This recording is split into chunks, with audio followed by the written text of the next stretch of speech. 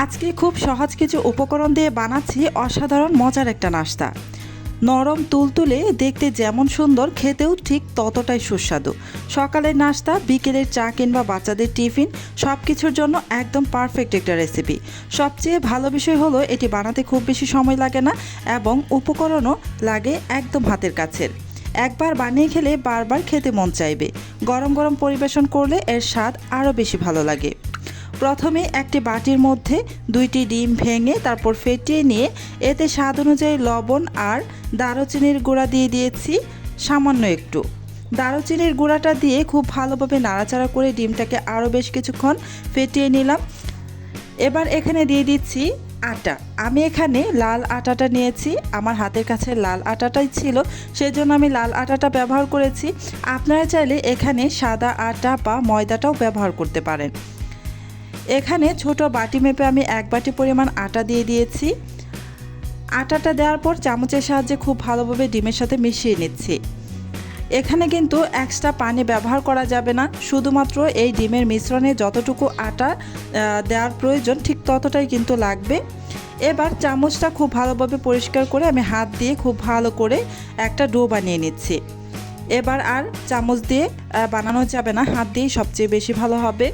এই হাতের মধ্যে কেমন যেন একটু চিটচিটে ভাব হয়ে আছে আটার, তাই সামান্য একটু তেল দিয়ে খুব ভালোভাবে এই ডোটাকে বেশ খানিকক্ষণ সময় ধরে মথে নিচ্ছি। এতে করে এই ডোটা খুবই মসৃণ হবে। একটু সময় নিয়ে ডোটাকে খুব ভালোভাবে মথে নিতে হবে। আমি এখানে দারুচিনির গুঁড়াটা ব্যবহার করেছি এই জন্যই যে ডিমের একটা এক্সট্রা গন্ধ থাকে, অনেকেই কিন্তু এই ডিমের গন্ধটা পছন্দ করেন না, তাই আমি দারুচিনির গুঁড়াটা ব্যবহার করেছি। প্রায় 5 মিনিটের মতো আমি ঢাকনা দিয়ে ঢেকে রেখেছিলাম। 5 মিনিট পর ঢাকাটা উঠিয়ে নিয়ে এই যে আপনাদের দেখিয়ে দিচ্ছি, দেখুন কতটা সফট হয়ে গিয়েছে।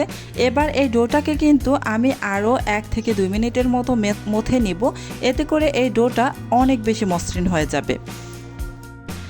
এখন পর্যন্ত যারা যারা আমার ভিডিওটা দেখছেন, প্লিজ আমার ভিডিওতে একটা লাইক দিয়ে দিবেন। আর আমার চ্যানেলটি যদি আগে থেকেই সাবস্ক্রাইব করে দেওয়া না থাকে, প্লিজ আমার চ্যানেলটি সাবস্ক্রাইব করে পাশে থাকা বেল আইকনটি অন করে রাখবেন। এতে করে যখন আমি নতুন কোনো রেসিপির ভিডিও আপলোড করব, তখন সাথে সাথে আপনার ওখানে নোটিফিকেশন পৌঁছে যাবে। এই যে ডোটাকে আমি খুব ভালোভাবে মথে নিয়ে 2 ভাগে ভাগ করে নিয়েছি। এবার এখান থেকে 1 ভাগ আমি উঠিয়ে নিচ্ছি।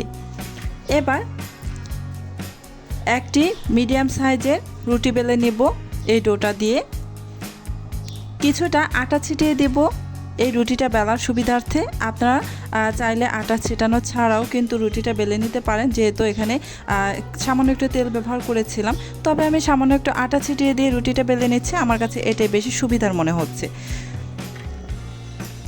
এই যে একটি রুটি বেলে নিচ্ছি। রুটিটা কিন্তু একদম পাতলা করে বেলা যাবে না, একটু মোটা করেই রাখতে হবে।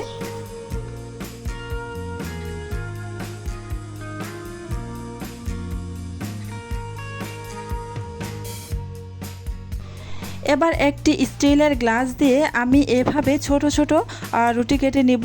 আপনারা ভিডিওতে দেখে নিশ্চয়ই বুঝতেই পারছেন আমি কিভাবে কেটে নিচ্ছি। এভাবে একটি স্টিলের গ্লাস দিয়ে কেটে নেবেন, তাহলে খুব বেশি সুন্দর হবে। আপনারা চাইলে যে কোনো প্লাস্টিকের কৌটার মুখ দিয়েও কিন্তু এটাকে কেটে নিতে পারেন, অথবা ছোট সাইজের স্টিলের বাটি থাকলেও কিন্তু হবে।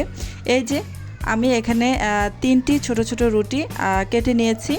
এবার এক্সট্রা যে ডোটা আছে রুটির, সেটা আমি একটু সাইড করে রেখে দিলাম। পরবর্তীতে আবার রুটি বেলার সাথে একসাথে মিলিয়ে রুটি বেলে নেব। আরও একটা যে আমার বাকি লেচি ছিল সেটা আমি নিয়ে নিচ্ছি। আর এই যে আগেরবার যে আমি রুটিটা বেলেছিলাম, সেখান থেকে যে কিছুটা বেঁচে ছিল সেটা আর এই নতুনটা একসাথে দুটো মিলিয়ে আমি আবারও বড় সাইজের একটা রুটি বেলে নিচ্ছি। আবারও কিছুটা আটা ছিটিয়ে দিচ্ছি, সামান্য একটু আটা ছিটিয়ে দিলাম। এই যে এবার আমি রুটিটা বেলে নেব।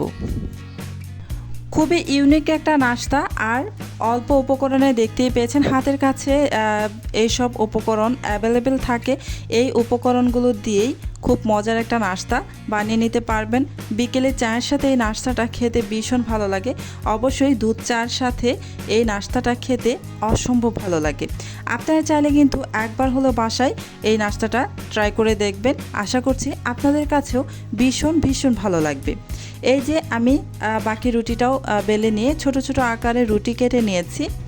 এই বাড়তি অংশটা দিয়ে আমি আরও একটি রুটি বেলে নেব।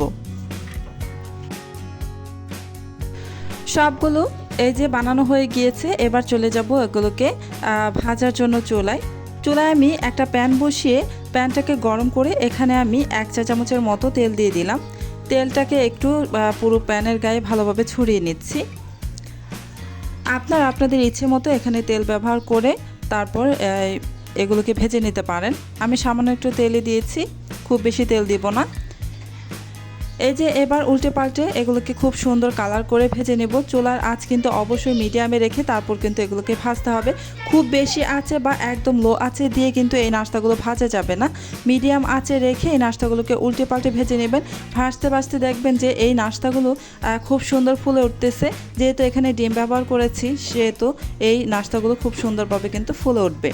এই যে দেখতেই পাচ্ছেন নাস্তাগুলো খুব সুন্দরভাবে ফুলে উঠেছে। এই যে খুব সুন্দর একটা কালারও চলে আসছে। এবার আমি এই নাস্তাগুলোকে উঠিয়ে নিচ্ছি।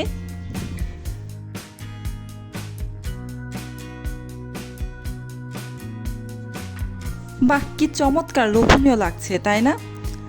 সেমভাবে আমি বাকি সবগুলো নাস্তা কিন্তু ভেজে নেব।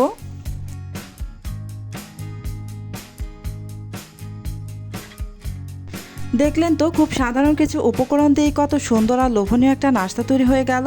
বাইরে হালকা সোনালি ক্রিস্পি আর ভেতরে নরম হয়, খেতে লাগে দারুণ মজা।